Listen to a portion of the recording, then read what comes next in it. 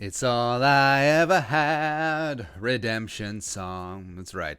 Here are top 5 Minnesota Vikings looking for redemption in 2020. Let's hit it off. So numero uno, we know who it's going to be. All right, so Pat ELFLEIN, right? So ELFLEIN actually does have the inside track to hold on to his job as the incumbent at left guard, as we've talked about ad nauseum, where no OTAs, maybe limited training camp, and coaches tend to stick with what they know. They're very conservative in that regard. So I think that Pat ELFLEIN may at least start the season as a starter. Now, if he hangs on to that, that's still TBD. But I would love nothing more than to have Pat ELFLEIN just show up, become the guard that we thought he was going to be when the Vikings drafted him back in 2018. He's in a contract year as well. The Remington Trophy winner, the All-American, all of that stuff just comes to fruition. And then he's just like, the entire fan base that hated him. I would love it.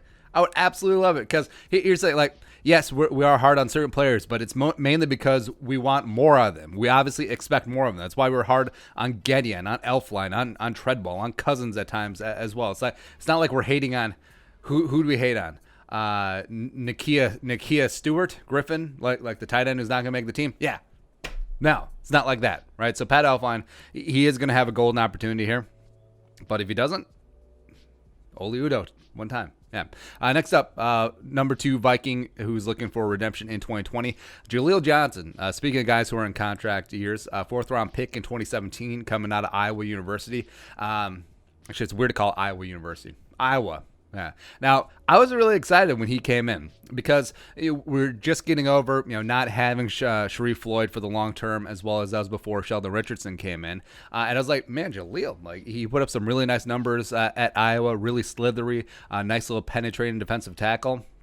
But then he's been sort of right? They've been trying to make him into basically Shamar Stephen 2.0. Have him play some 3-tech, have him play a little bit of nose, a little bit of hybrid, etc. But last year, stepped up just a little bit. Year 3.5 sacks, 11 pressures, playing a career-high 433 defensive snaps, including 3 starts. So showing a little bit of life. Ka-chunk.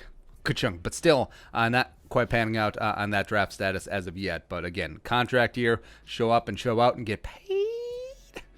Yeah, plus there's going to be plenty of snaps available at defensive tackle. Next up, speaking of defensive tackle, numero 3, JALYN Holmes. 4th-round pick in 2018 out of the Ohio State University. Now, JALYN was part of those Ohio State really great defensive lines, the Bosa brothers, Hubbard. I'm sure I'm missing a couple names in there too. But JALYN Holmes was a team captain. He played edge. He played inside. 6'5", 283. So it's like, all right, is he going to kick inside? Is he going to be at edge? Like, what's the plan here? And I liked him as a player, but a little 4th-round pick to draft a guy whose ceiling may be a utility player, I don't know. And then last year in training camp, him and Herc was supposed to be the guys to take over the 3-tech spot, that power vacuum left by Sheldon Richardson.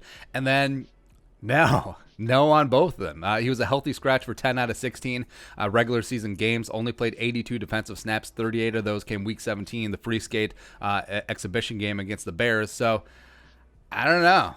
I don't know what to make of JALYN. But yeah, heading to year 3, we do need to show some signs of life. Also, stick on defense. Number 4 Viking who in need of redemption in 2020. Ben GEDEON.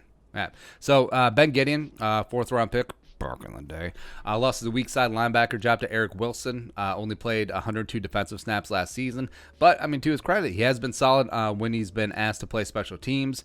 And also, the thing with GEDEON is that he's in a contract year. Vikings just do not re-sign backup linebackers. Besides Barr, besides Kendricks, we've seen the gong show of Edmund Robinson, of Larry Dean, of Heath Farwell, of Kentrell Brothers. So the Vikings just recycle through backup linebackers like that. So, that's where the Vikings, skimp on cap space. It's actually kind of smart to do. So 42 is auditioning for future teams, needs to put some good tape on wax, and a nice little bounce back year this year could do that for him.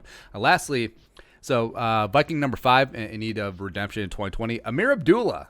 Right? And I know it's weird, right? Because I think AMEER's really carved out a nice niche, being a return guy as well as a running back 3, running back 4, etc. But this is a guy who was a 2nd-round pick in 2015, and he's not old. Like, that's the thing about running backs. Like, he is not that old. And plus, here's a dude that when he was in Detroit, he had two 700-plus yards from scrimmage seasons back in the day. And you would think in a very run-heavy offense, if something, God forbid, happens to Dalvin Cook, knock on wood, alien abduction, or, Madison, who was dinged up at times his rookie year. Mike Boone hasn't really gotten the time of day yet. But, I mean, we do live in a crazy world. I mean, could AMEER ABDULLAH start getting some work and start panning out some of that potential that he had coming out of Nebraska? It's certainly possible. And also, this is an accident, by the way, but all 5 Vikings in need of redemption are all Big Ten players.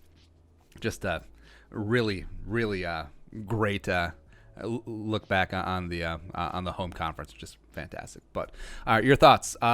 Vikings in need of redemption. Who do you miss? Who would you add? Let us know in the comment section below. Subscribe for daily Vikings takes. If you want to support the work, pull something in the Venmo. Please give us a follow on social media as well. But until next time, Skol, production value.